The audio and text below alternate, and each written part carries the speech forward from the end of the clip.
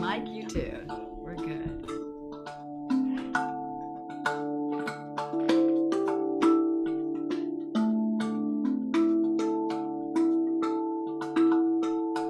Welcome, everyone.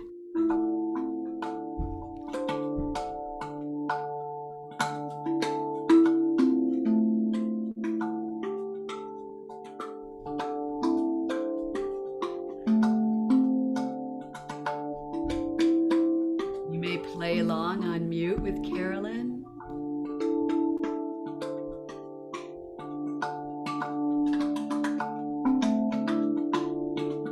If you'd like to put where you're from, rename yourself, you're welcome to do that. We have an international group with us again today.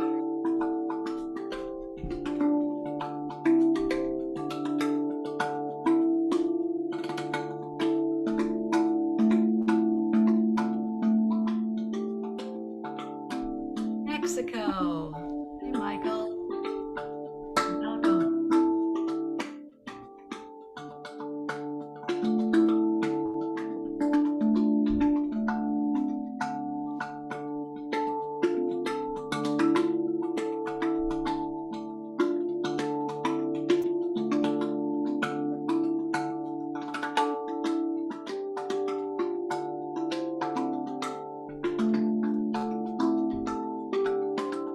Long Island.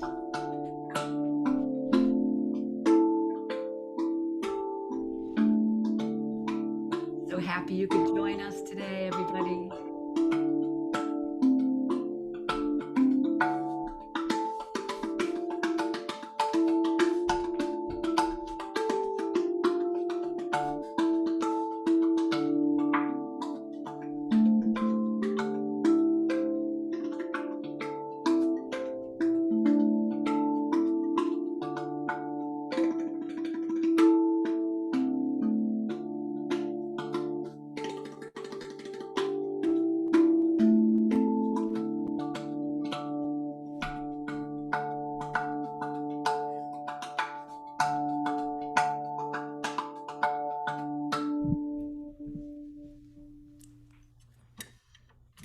It's the Zoom applause, Carolyn. Thank you so much.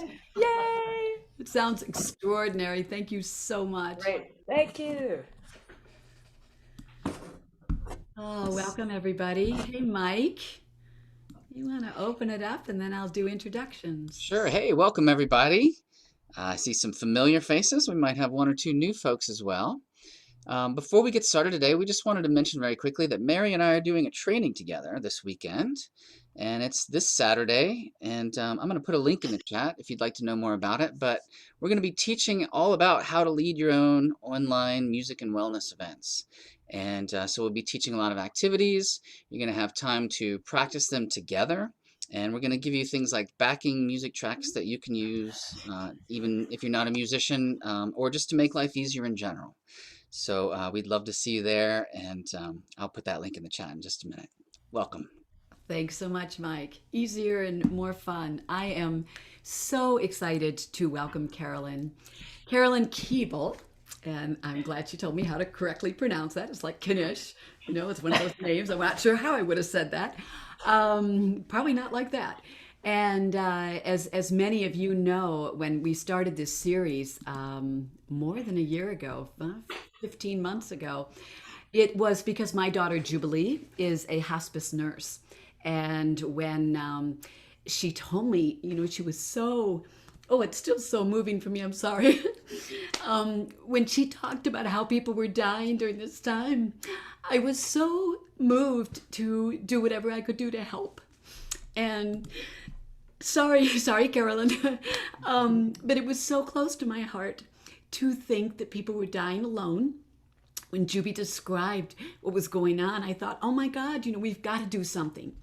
And so really, this was born out of hospice, out of wanting to deliver in any way we could music and movement and healing for this grief and what we've all been going through. And so I was telling Mike, I don't think we've had anybody yet from hospice, Carolyn. And Hmm. really, this was my heart when we started this project. So all this time now, and we actually have spent a year with focusing on seniors and elderly. And we're now moving into intergenerational. So to have you here to honor the population that I was so moved and really wanted to reach out to caregivers is a huge honor and joy for me. So thank you, thank you, thank you. And I'll tell you a little bit about Carolyn. She's a world percussionist. I'm super excited to meet her. We met a couple months ago when I invited her to join the series. A music therapist and an avid educator. She's been exploring rhythm and vibration for 30 years, and her early studies are rooted in Western traditions. But over the past 20 years, she's found herself slowly, I love this description, Carolyn, transversing the globe, like I do too, in search of indigenous folk roots and traditional rhythmic materials from Latin and South America, West Africa, and the Middle East, and all points in between. Um, she works between Western Michigan University, Kalamazoo College, St. Mary's at Woods College, and hospice care in Southwest Michigan. And my folks are from Michigan, and I have a long history in Michigan too. So there were so many connections. So, welcome, welcome. We are honored to have you today. And thank you so much for joining us. Gosh, thank you. Absolutely delighted and to see so many folks from around the world Yeah. and beyond is really what makes the percussion community and I think just the drum circle community is so vast. It's just lovely to know that there are so many of us connected by this kind of common mission and shared spirit and belief and total immersion and commitment, to rhythm and what it can facilitate in our own personal lives and between ourselves and another and within our local communities and our much farther broad reaching communities. So really a delight to be with you all today and just to make it as interactive as we can in terms of having some opportunity for dialogue and question and response and things like that. So I know Mary wanted to just touch base a little bit about the recent book and the contents and Yeah. the ways in which my life has intersected with hospice and end of life care, palliative care, and incorporating drums and percussion into an environment which I think sometimes people sort of falsely imagine that these instruments would have no place there, that maybe it's too quiet of a environment or there's an over representation of the idea that drums are always rowdy and rambunctious, and I think we get a bad rap because percussion can be absolutely everything and it contains the continuum of expression and has the power and the potentiality to be incredibly intimate. And I would say my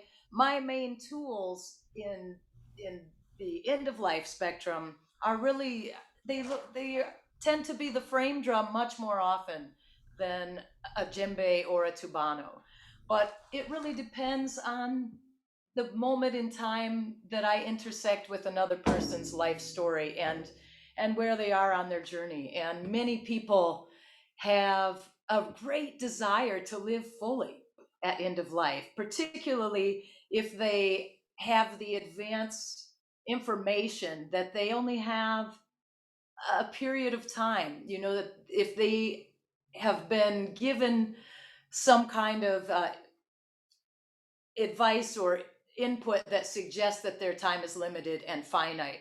Many of them are enlivened and activated to do and to experience and to express, not just to sort of lie down and go to sleep, but to fill that time and to have all that there is in the time that they're given. And I will say that not all people at end of life are elders. as we know, as we look at our world and all of the challenges that we have in the healthcare system and in wellness for people at every stage of life.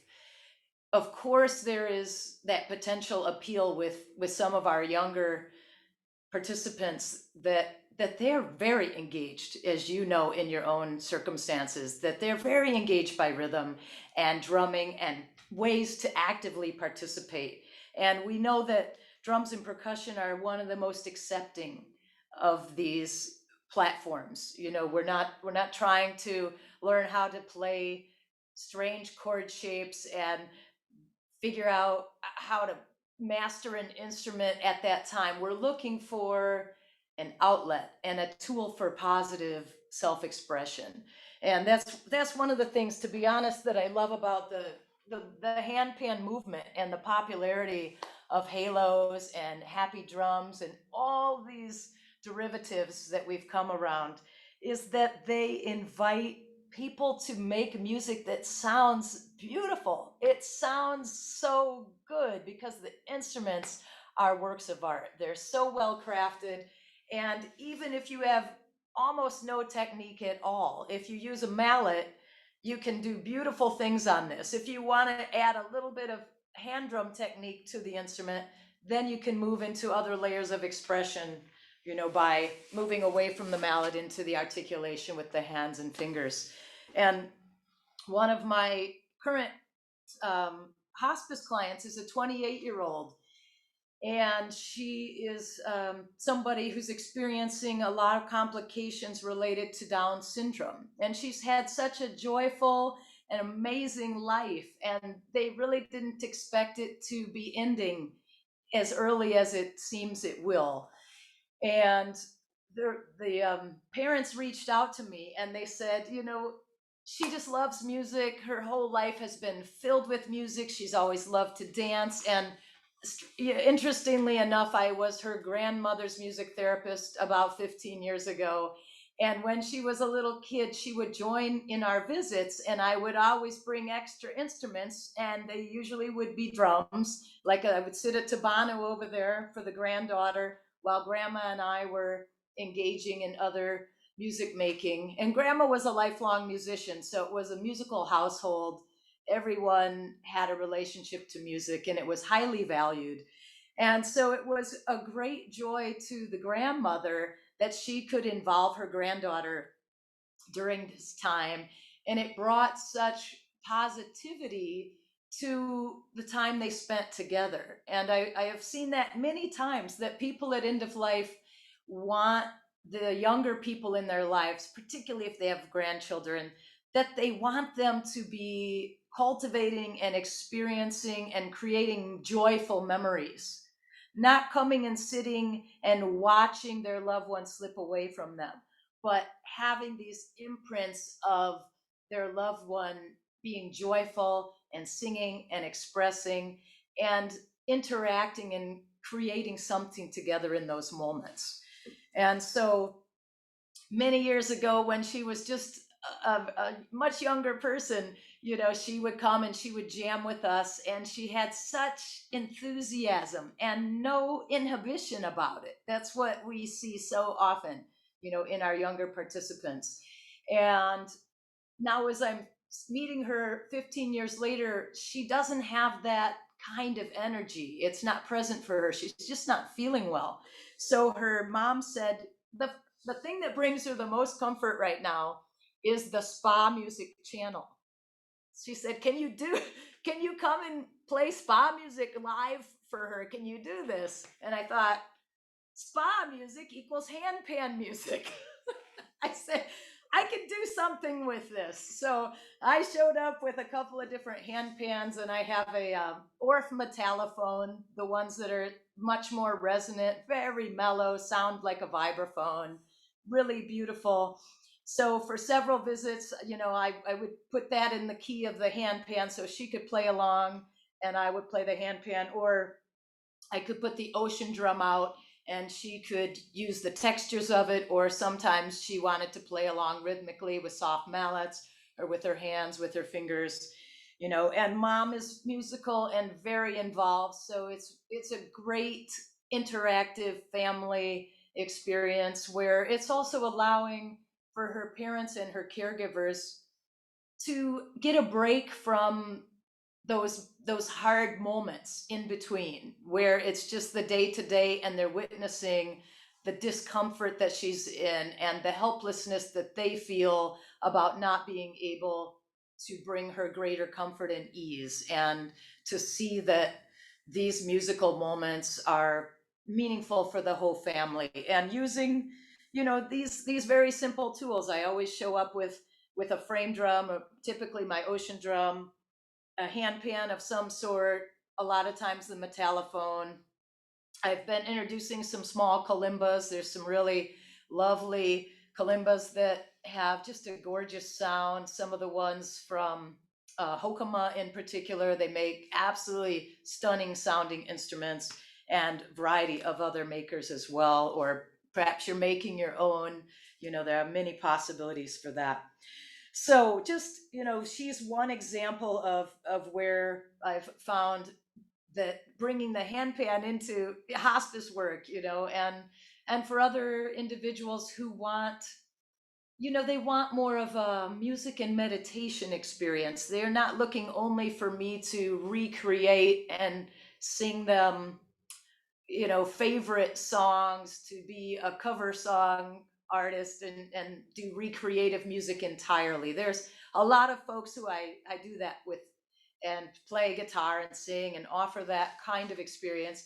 And then there's that, I would say, just the other, the other kind of person who connects to the transpersonal aspect of what these other instruments open up, what they open up for us spiritually and dimensionally, in terms of moving away from the confines, the limitations, the discomforts of the physical body and its betrayal on one level, and allowing us to transcend that and to be in an alternate space.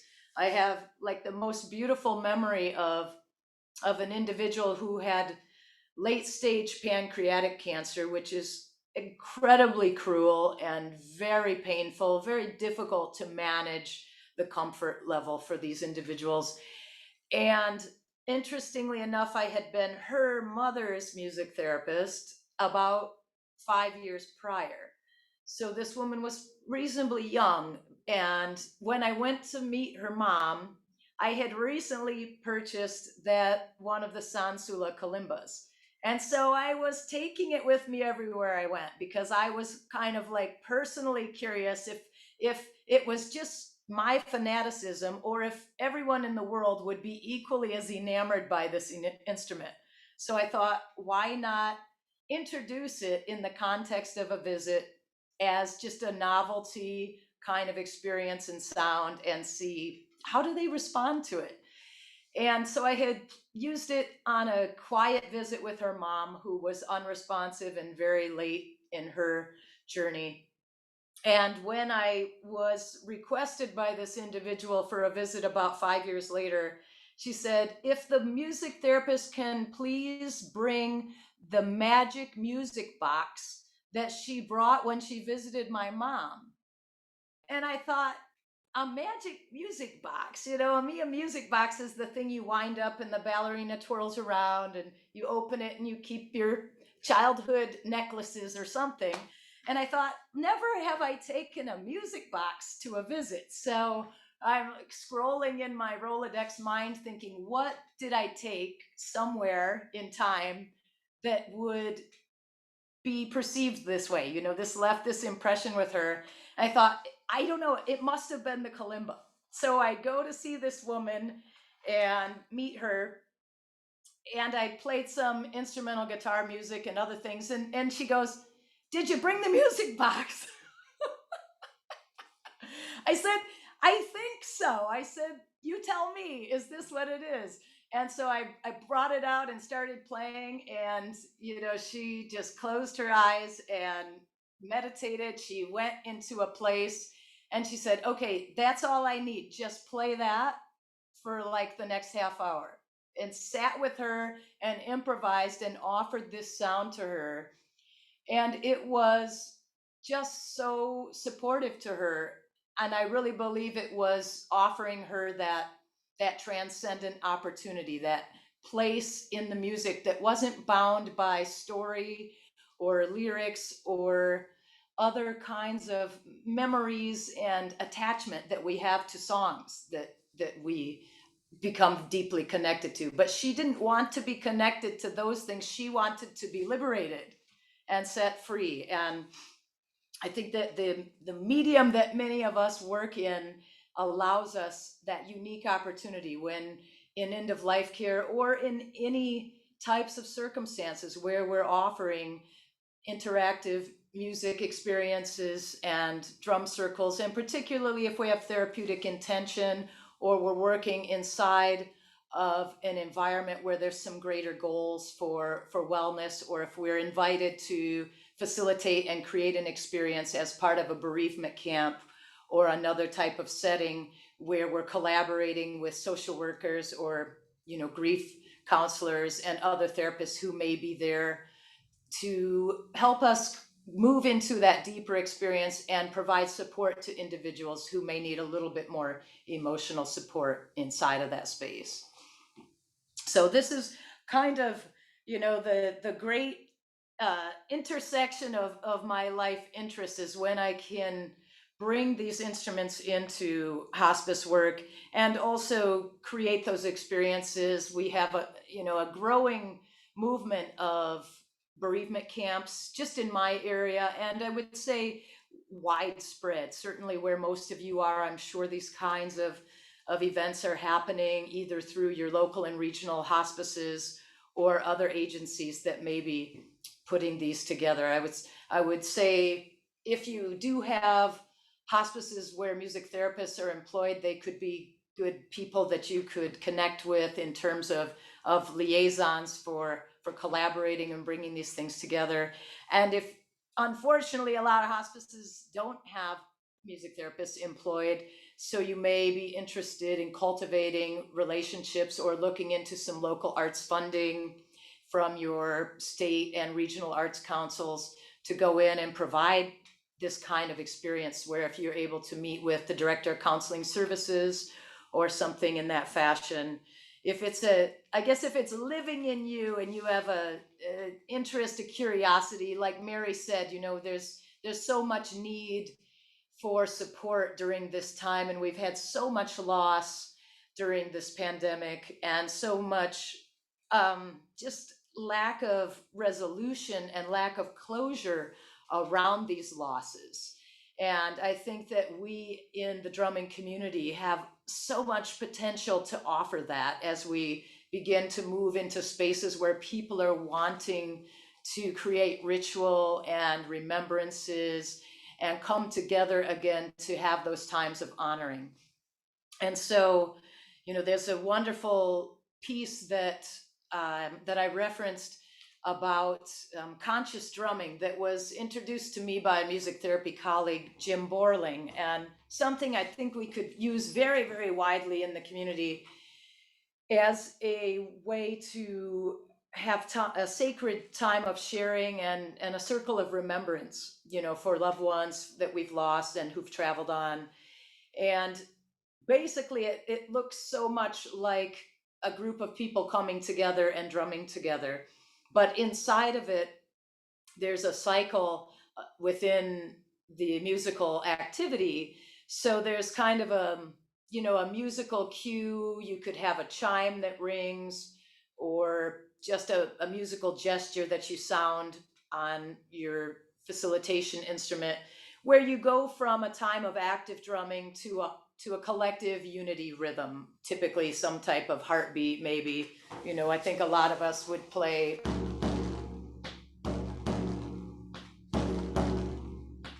If we think about a heartbeat rhythm, there are different interpretations of that, but a common one is just kind of and one, and three, and one, and three. And that quieting that comes by coming into a unity rhythm that's not overly fast or energetic. We also really want to be mindful of our tempo.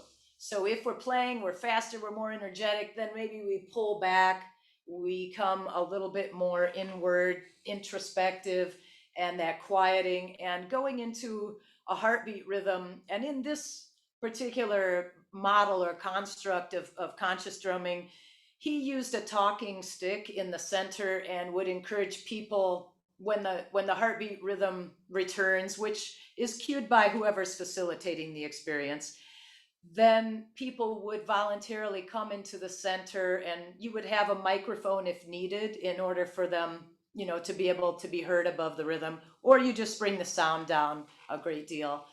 And they would be able to speak and share whatever's on their heart, whatever they feel compelled to share. Even Mary's share at the beginning, just even in that moment, you were immediately present to the intensity of the emotion, and so that heartbeat is very supportive and grounding, and we're all holding and witnessing that individual share. And it can be a very powerful ritual event.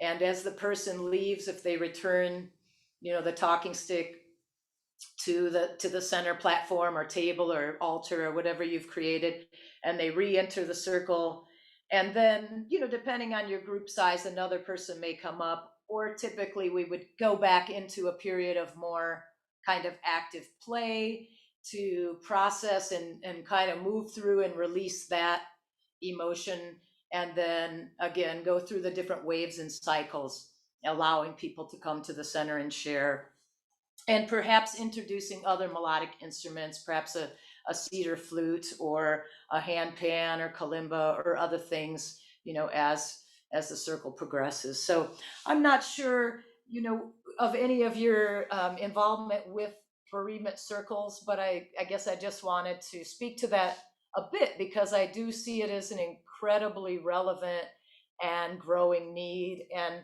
I think it could be a bit intimidating on the one hand if you don't have a background in mental health or counseling or these kinds of things. But there are so many ways to partner with other individuals and to collaborate and to make sure that you're connected to other people to help you with that. And in our chapter together, my colleague Laura Powick from Eastern Michigan, who was a longtime Chicagoland music therapist, that was something that we really discussed. And we said, I think it's important to state that because we do really want to make sure we're attending to people's emotional needs and not just sort of opening up a space and sending them away. So that's the main thing, that as conscious and kind of well-meaning individuals, I think we can all understand the importance of that. And we've seen it and experienced it in our own lives when that's not fully accounted for in experiences. So there's that. Yeah, I love that. I love the sansula. You talk about Yeah. the extraordinary sound. Two things that I really moved me are, Carolyn. One is this idea of music that grounds us, that's from our past. Mhm. And what you really struck me with was the other music that's almost like left brain, right brain, the other music that's the music that opens up to the expanse and doesn't ground you in the past life. And knowing about the balance in between, that's quite extraordinary. I've not really heard it put that way. So lovely. Yeah, I would just offer, from my own kinds of reflections over the years, that as my life interests, I started out and I was perhaps in similar fashion as many of you that are joining us here. I was absolutely enamored. I was blown away energetically by the power and the voice of the djembe. And from there, I moved into complete infatuation with the darbuka, the doumbek, the tabla, the Arabic drums. So once I got, um, you know, deeper into that immersion, there was something about the energy and the power that conveyed, and what that did for me as a person who was a very like lifetime very very shy individual. And so having these instruments available to me that were supposed to just be present and loud and dynamic and powerful, I thought, well, you're not really allowed to be shy if you're going to play these instruments. You have to embody what the energy and the spirit is of this instrument. And alternately, the frame drum in many ways offers like a beautiful balance to that, a counterbalance to this extroverted outward energy. And there's such a potential for that introverted inward reflective energy, as we explore what's available to us in the frame drum realm. And so I would encourage, just in general, that you explore those dynamics within the communities you work with. And when you maybe have sort of energetic fatigue from being too active and outward, that maybe there's a time, in the overall contour of the drumming segment, maybe there's a natural time where we want to incorporate that music and meditation, or just a kind of quietude, a time for grounding before we leave, or a time for grounding as we arrive. I think the frame drums can be wonderful for that, and a beautiful accompaniment instrument as we're singing, so much less competitive with our voice in terms of volume, and also allowing other people to stay engaged with us without asking them to stop playing to reduce volume. But if they are participating and we show them, simple technique of doom, of an open sound and just bouncing off, resonating. And the cha is such in just in inviting and quieting sound for me. And I would say, it's also about how much time you spend with each instrument in your own personal space and cultivating that relationship for yourself. And for a long time, I would say the frame drum was just definitely a faithful companion and a place that I could turn to and express with as I was playing, and has been a wonderful instrument for singing, for chanting, and for changing the energy and dynamics in group drumming experiences. So, yeah, is there anything in the chat there, Mike? Well, can I just chime in there really quick? Because I'm resonating with everything you're saying. I especially love how you say, like, we don't have to have all the answers. We can partner with other people who do, specialists or whatever. But what you were just saying there, especially, I've really found and tried to share with other musicians is right now on Zoom, when everybody's locked down, is such a tremendous time to lean into the power of your instrument. Like just playing your instrument alone in a room, it feeds you. You can share that with other people. Absolutely. Yeah, so true. That's all I had to share. I'm seeing one question about thoughts about CMHTP. Do you have any thoughts about CMHTP? And then there was a specific question about the Sansula. Do you have yours handy, Mary? I couldn't find mine. I just I wanted to do make sure that not. it is. I don't have a Sansula. Okay. I always wanted to get one.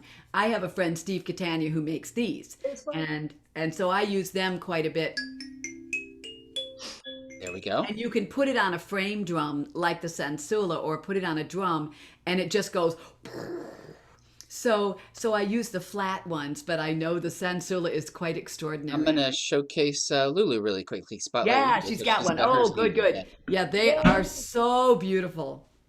So that's not an inexpensive instrument, but No, it's not inexpensive. It's really worth it. It's really, and I Yeah. so use beautiful. Rosemary as well. But the other thing I was going to ask you is, Carolyn, have you ever used the black chime bars with family members? The Suzuki chime bars. Yes, yes.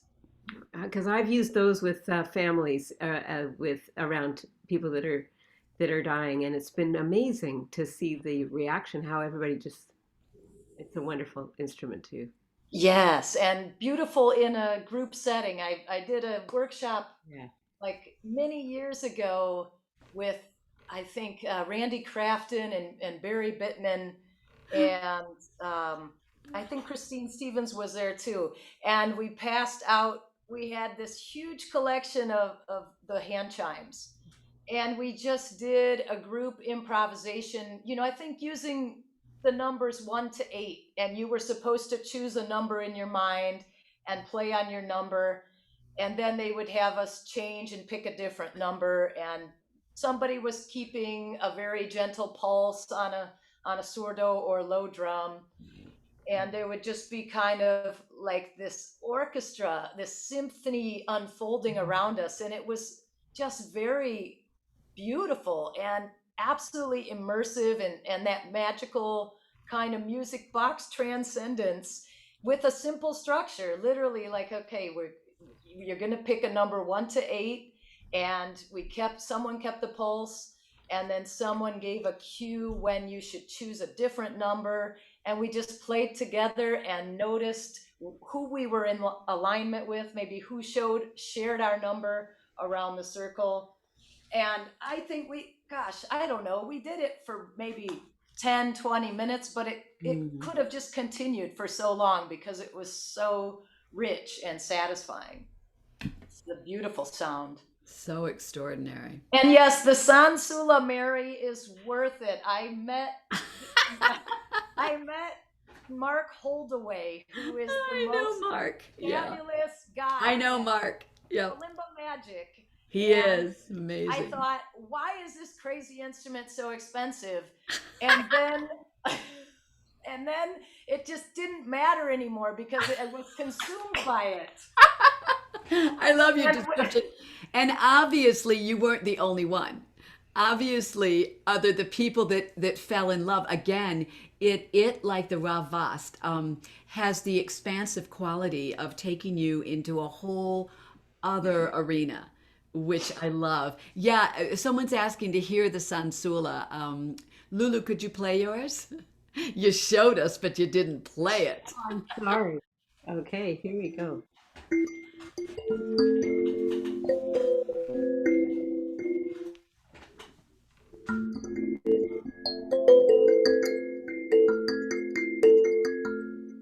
Magical. yeah. Now, do you have anything there you can resonate it off if you sit it on top of a frame Yeah. drum to Yeah. give us a wah wah? The wah wah. So it's when you unleash the wah wah. It's the wah wah. I know. That's the superpowers. It is. Yeah, That takes it to the outer space. it's true. That's so fun. Yeah. There it is. And then if you open it up and go wow, wow, and play with it, yes.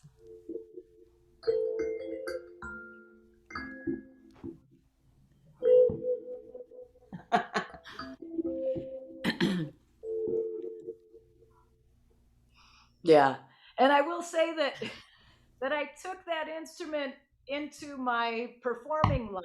So I have like a jazz guitarist and vocalist that I work with, and we started doing improvisations with it at our live shows, and they would go on for 10 or 12 Yeah. minutes.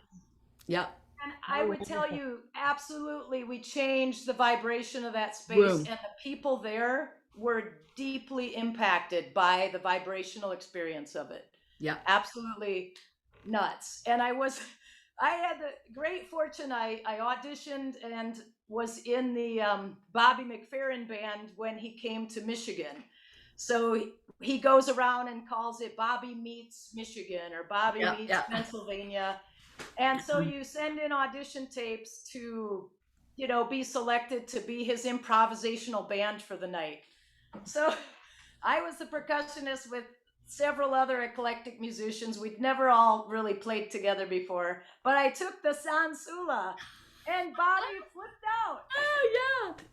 So That's awesome. we did an epic piece with it, because it's just lovely. It's just a It's magical magic. instrument for clients to play as well. So Yeah. I'm looking for a way to empower them to create and express music. So through these Exactly. kalimbas and hand pans, the happy drums, and somebody asked about, the hand chimes. I don't have any here. I don't know if anybody has any in Somebody, Lulu, have your you got, space. yes, Michael was asking to show the Suzuki chimes. I use, Yeah, I have to go down to the garage. yeah, I'll, I know. I was I'll, just thinking mine are all I'll go get out it. I'll go at get the it. I'll be garage back. too. I'll be Oh, back. no. Okay. It, Yay! yeah, it'll be nice to see. They're quite expensive, Michael, and so I use Rhythm Band Instruments has really quite an extraordinary bar chime on a PVC with a bar coming across, and I may go in my car. Except my car is not close right now. I usually have them all here too, and I'm looking, thinking I had everything packed in the car, so I don't have any in the room right now. But there's I can put a link in there so you can see, and they're a little more reasonable than the Suzuki chimes are quite an investment. I do have the rhythm band, Yeah. but then other company that makes them is Free Notes. Do you know Free Notes? Oh, I do know Free Notes. Yes, Okay. he's a friend of mine. Yeah, so I do know they're quite extraordinary.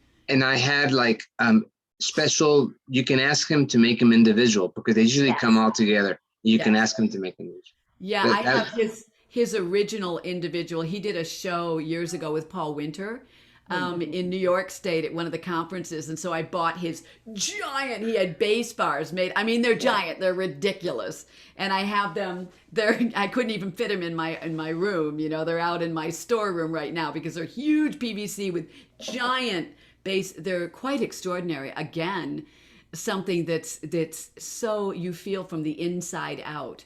And Carolyn, those kinds of sounds like she's talking about that just they vibrate the whole body in a way that I think is truly healing. It shifts the energy in a room, truly.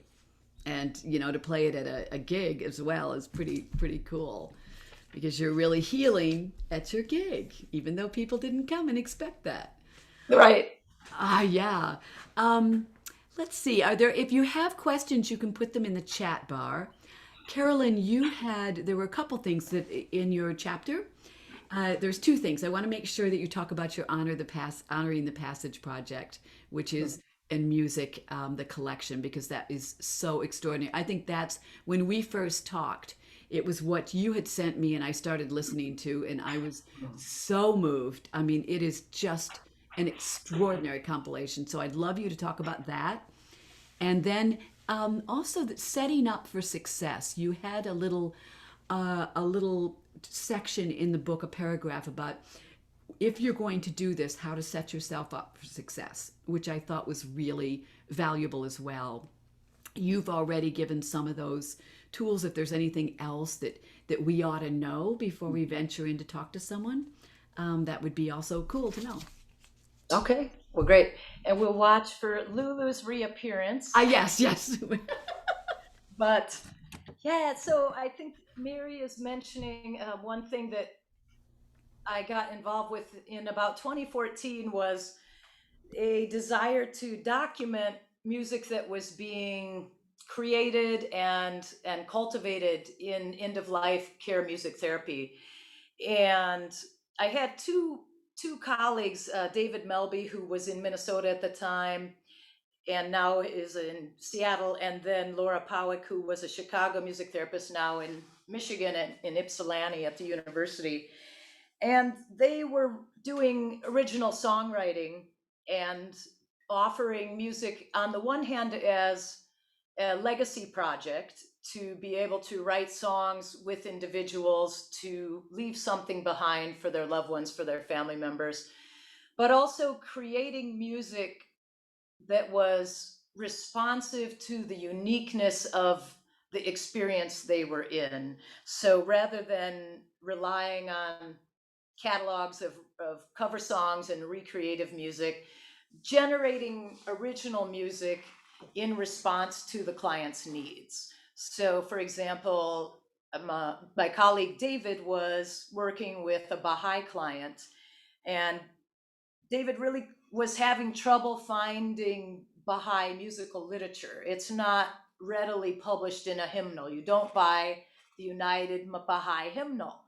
So in some of our denominational faiths, it's pretty structured, and you can go and you can find the fake book or the collection of songs and hymns that you need. But the Baha'i faith is much younger, and the music is written within the community, much like the Jehovah Witness community. They don't sing from the Christian hymnals, they sing from their own collections written by followers of that faith tradition. So they don't sing Jesus Loves Me, an Old Rugged Cross. They write the songs that they've written within their tradition.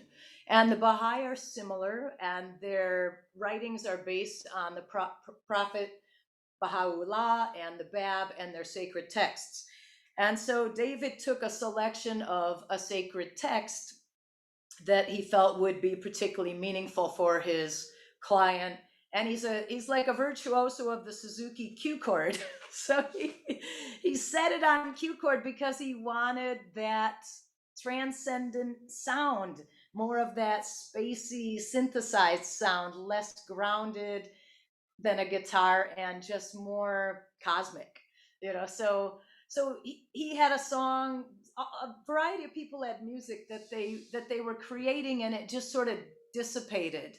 It was created for an experience, and then it was invisible. And I said, this music is so beautiful, and it should be documented. I said, so if you won't do it yourself, will you do it for me? If I produce the project and give you a deadline, will you go into the studio and record this music so we can bring it together with other colleagues from our field and beyond?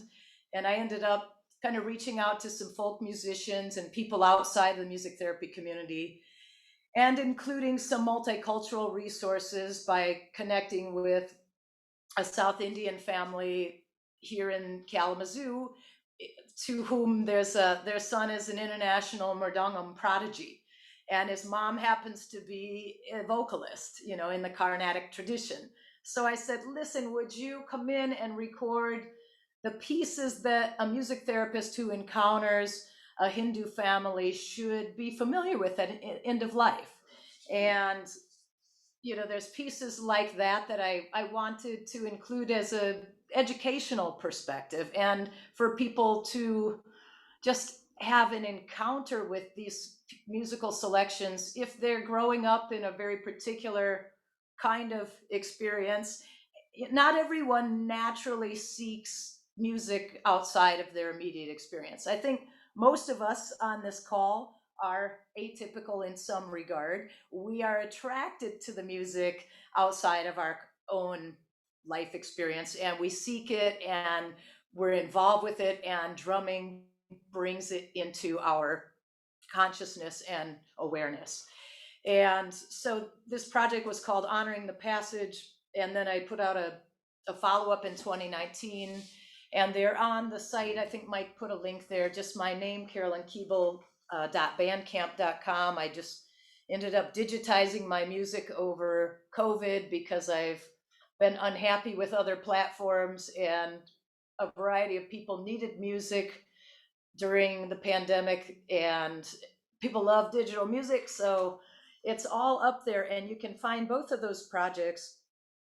And everything, the majority of the music on my site is percussion based, although Honoring the Passage is multi-instrument and a lot of vocals.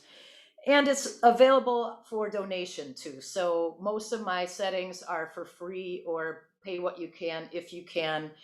And it also allows you to send it as a gift, which is nice. So if you have somebody for whom you think this music could be supportive, particularly the Honoring the Passage project, I think you can pay 50 cents and send them a download link for the album if that's something you're inclined to. And you can check it out.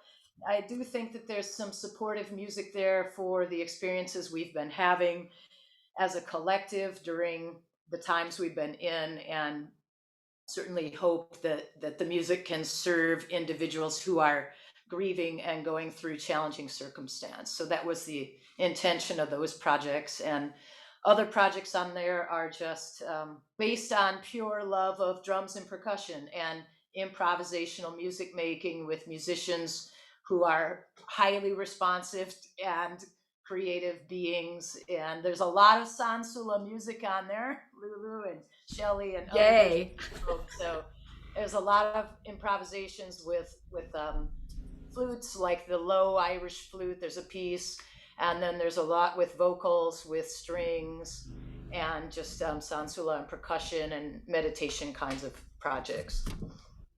So I do want to share a chant from that. So I thought we could, I know you're maybe a little more familiar with doing something interactive. So I'm going to play a pattern that I use for accompanying chants. If you do have frame drums near you, you're welcome to do it on a frame drum or substitute whatever available resource you have. And if you are not a frame drum person, I would encourage you to continue to be curious about its potential in your life. And as a very basic get up and go, you need an open sound. So on a djembe or other hand percussion, we're seeking a bass, and the bass is called doom on frame drums. And the doom will be the most resonant when you're bouncing off and when you find the sweet spot. So all drums in percussion have sweet spots, which are where the blend of the sound, the fundamental and the overtones, you get the richest combination of sound. So on these instruments, if you're about halfway between the center, which is very non-acoustic, it's an acoustic dead spot. So it's very thuddy and, for me, unsatisfying. It's not very resonant. So the place where I get that sing tone, that big doom quality, is about halfway between the edge and center. A lot of people use the thumb technique. It's a little more of an advanced technique. So if you're familiar with it, it's a rotating technique, but it still really needs to bounce off, and the sound should match either way. And this is the sound you would hear if you played with a mallet. So you can always go back to that as your auditory referent. Bouncing off, I like to use the fingertips of my middle two fingers. And then I'm going to use cha, which is our brush stroke. And then for ease of technique, I'm just using a touch or a pa with my upper hand. There's the tradition has the tak sound. So if you're playing,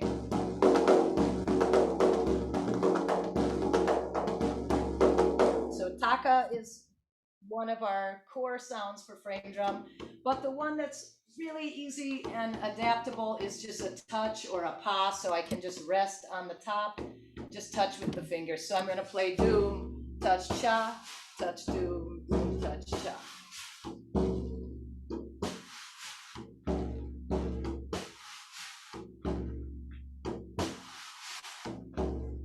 And keeping in mind in these kind of situations, what is the function and purpose of the accompaniment? If I want to create a feeling of groundedness, meditation, quieting, relaxation, entrainment, I really want to be mindful that I'm grounded. So as Mary said, coming into the experience that you've done what you need to do to be grounded and quiet and focused, to minimize the distractions and the hectic energies that you've been dealing with in your day, to ignore the texts of people asking you for things, or the upsets that have come to you when you've received difficult and challenging news, and really come in with this clear of a presence and groundedness, and pay attention to your tempo. And don't be in a rush. It has a very different effect if you're playing at 120 beats per minute or 60 to 80, right? So finding, can you hang out at these slower tempos and maintain them, and also be able to speak? Maybe you're setting up the activity, but you also need to do a check-in with your participants, right? And maintain the consistency, the supportive presence of this pattern. So a great practice exercise is to set your metronome. Just play some type of pattern, something like this. I just call this like Carolyn's like chant pattern number 1. Just using a doom and the cha. And then eventually I'm going to sing something. But I might start by doing a verbal check-in or giving some information or invitation to participants. So this is a chant that I've used in some of my bereavement groups. I had a family circle, and it was all ages, kids, family members, parents. They had lost loved ones of every variety. It wasn't only children who'd lost parents. Some of the group members were parents who'd lost children, and or children who'd lost grandparents and that kind of thing. So a very mixed group. So I just wanted to provide an opportunity where they would come to the center and share the name of their loved one and the relationship that they had to that individual, and anything else that they might be comfortable sharing or not. Just the simplest thing or something more involved. So I just wanted to communicate that we love you and we miss you. So a very simple set of lyrics, partly because my coworker called me at the last minute to cover the group, and I wasn't planning on doing it. I said, what am I supposed to do? And so literally I had to think to myself, okay, I need an intervention, an activity, and I had about 20 minutes to drive to where I was going. So I just started singing in the car and thinking about a couple of simple lyrics that I could use, and tried to settle on something by the time I unloaded my car at the door. So it became this chant. And the words are, I love you, I miss you, and I hold you in my heart. And then as we proceeded, I just changed it to the collective and included the words we. I love you, I miss you, I'll hold you in my heart. I love you, I miss you, I'll hold you in my heart. So I'd encourage you to try and sing while maintaining this pattern in your personal space and see how it goes for you.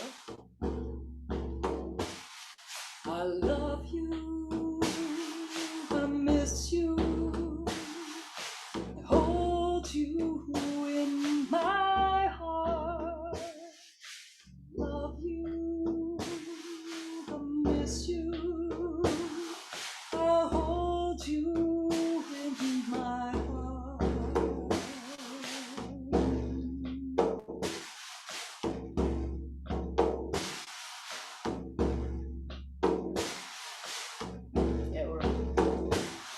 We love you, we miss you, we hold you in our hearts.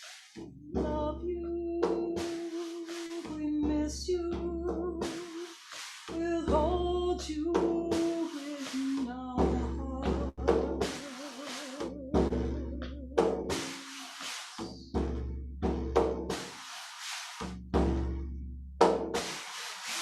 And then leaving space in between the lyrics for the individuals to come to the center. Maybe one at a time, a person might come up, speak the name, light a candle if you're doing a candle lighting remembrance. And as they sit down, we could reprise a verse of the song, or just go into vocalese without the lyrics and just using the melodic intoning of it for people who maybe they feel more comfortable humming but not singing the lyrics directly. Doom, pa cha, pa doom, doom, pa cha, pa cha, pa cha,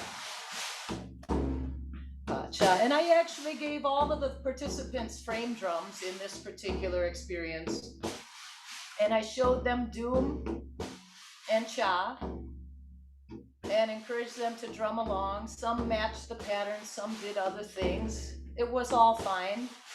But showing them to use just the simplicity of the pa with the upper hand allows them to not be bothered or worried about correct technique. And it's also a more stabilizing technique for holding the drum. If you practice tak, it kind of makes the drum walk around, moves around, and is a little more to coordinate. So just keeping the palm on the top really makes it very easy, stable, comfortable. And there's something about holding the drum in lap style position like this. You do feel a little bit like you're hugging it. So I feel like that intimacy of it can bring a little comfort if we're in a space that's a little more vulnerable and sharing and feeling. Even if you're getting tearful or emotional, you can disappear a little bit behind it. You can have a little safety and a little shelter. So there are some really beautiful things about this particular tool. And this is the 22-inch, so you have more room to disappear than you do in the 10-inch drums too, of course.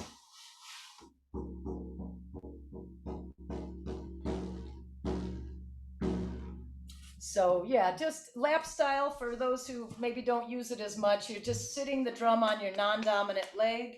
If your leg is flat, it's easier to stabilize. If your leg is going downhill or uphill, it can slide around on you more. And the main thing is to keep the drum turned slightly in towards your belly button. That way you get more of the drum going past your body with much fuller resonance. The more you hold it in front, the more your torso and your body will absorb that sound. So just exploring those dynamics. And that rhythm is a great one to practice because it's not totally the same throughout. You have a single doom and a double doom and a single and a double. So it's a little more challenging for those of you who enjoy that wrangling of the coordination between the elements. I messed it up one time in that cycle, so you're right if you noticed that. I forgot a double at one spot because I was thinking about other things. So I do also find it one thing I do to really ground the pulse with that particular pattern, because there's some spaciousness in it, is I actually do kind of a heel toe in my dominant foot. So I'm doing heel, toe, doom, pa cha, doom, doom, pa cha, doom, pa cha, doom, doom, pa cha, because it's easier to sing with things that are continuous. The more we syncopate and leave space, the more we have internal wrangling where it's like, I can't do this, I can't do it.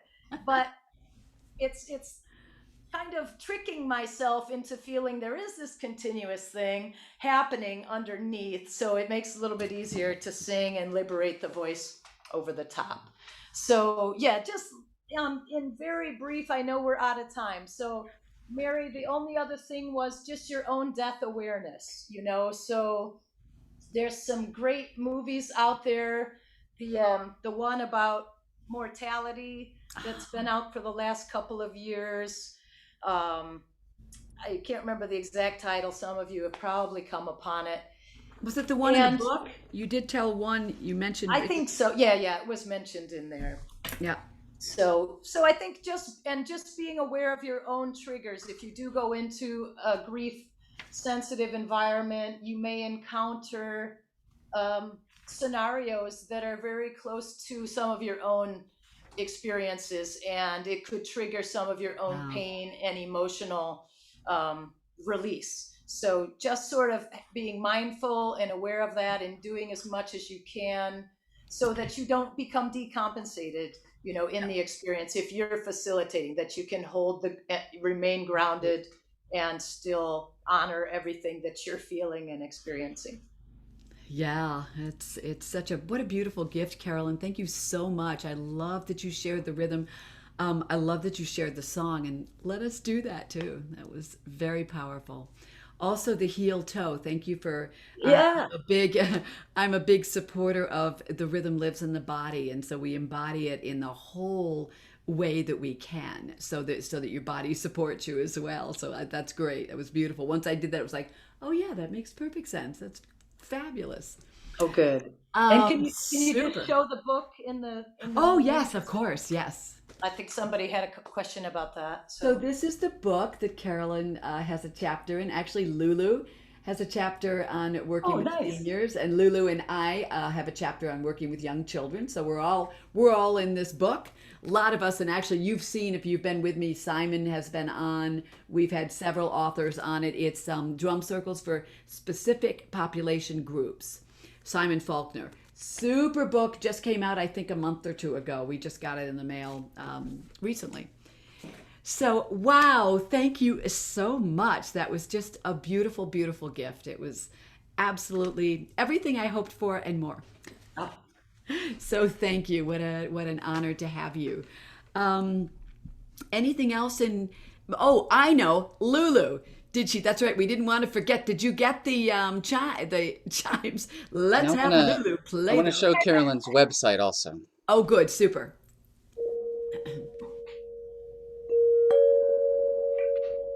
Suzuki Chimes, yes. And these are the accidentals, like the black keys on the piano. Black notes, so there's no mistakes. Can you show it from the side too? Yeah. And you can also use Like CD.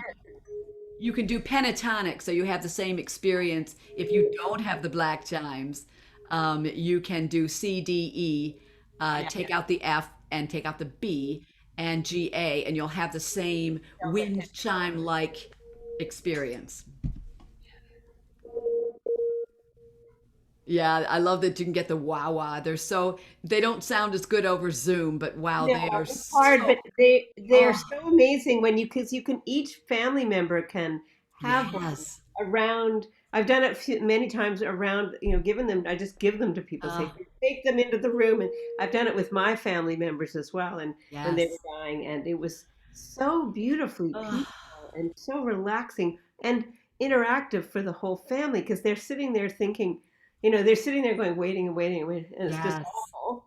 And Hmm. but when they can do something, then Oh, themselves, it's really it's fabulous. such a gift. The hospice group that my daughter Juby works with purchased one of. I brought and did a little workshop with them with the Rav Vast drum, and they fell in love with it. And so they bought one to live in the hospice home, and so families could come and they could take it into the room.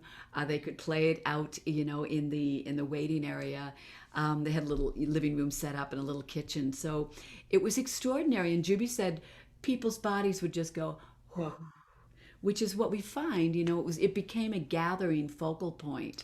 So I Mhm. thought that was such a beautiful gift for the hospice to invest in, for their people and for their space, to hold the space. Then a little group of the hospice nurses decided to create a band with it. Carolyn will love that. So they went around and they took it and they had some other instruments and they started to become a little band that was, brought in and requested.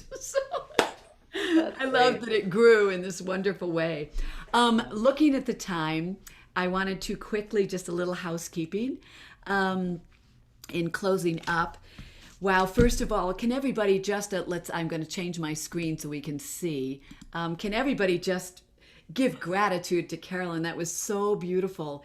And wow, mwah, while I, while I tell you of just a few things, if you'd put in like your biggest takeaway from Carolyn's session in the chat bar, it's really beautiful to collect what rises. She shared so many amazing things. What bubbles up to the top for you that's just living there as this amazing takeaway for you? And if you pop that in the chat bar, just take a moment to do that. We love to collect and have you acknowledge a quick reflection. I'll give you just a minute. Play the thumb piano. I was gonna play some music from Carolyn's Oh, website, if that's please. okay. Yes, good. You've got it queued up. This is from Carolyn's, from Passage, honoring the passage. Is that correct? Did I say it right? I Yeah. think so. Yeah. So this is a piece actually from the teachings of Malidoma and Sobonfu Somé. So many of you know their names from ritual and water for the spirit, from the beautiful healing traditions that they brought forth into our culture from theirs.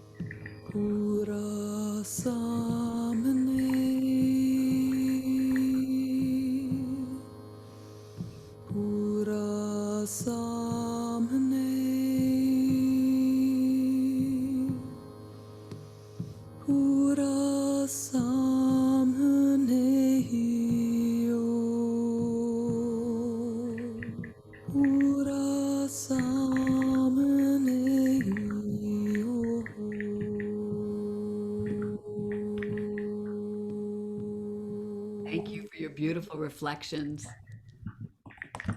Oh, my. So we release, and as always, this program is by donations. And if you'd like to donate to keeping us alive and going, we're planning on it anyway. But it's wonderful to help the support of Robin, who puts the newsletters together and all of the particulars. So if you, Mike will put in the chat bar, the Music for People site, the let us host this, and through donations, we keep it running. And next week is my dear friend Kofi Dankor from Ghana. And he's going to be talking about drumming and healing. And when I met Kofi many years ago, he had been in a serious car accident and had severed his spine. And he chose not to have traditional Western medicine do surgery on his spine. He chose to use his drumming to realign his body. It was a much slower healing. And I met him and really started to study healing drumming with him because he was really walking the talk. He is extraordinary, and he'll be sharing the aspects of healing drumming and drumming from Ghana and drumming in nature and his amazing work. So please join us next week at this same time. He is pretty extraordinary. Hey, Mike. Hey there. Do you want to put a final thing, link in for the workshop again? We told you about that's coming up on Saturday. I did indeed. We'd love to see you. And we also, if you join us for this training, you also get access to the recording of our first training. So even more material.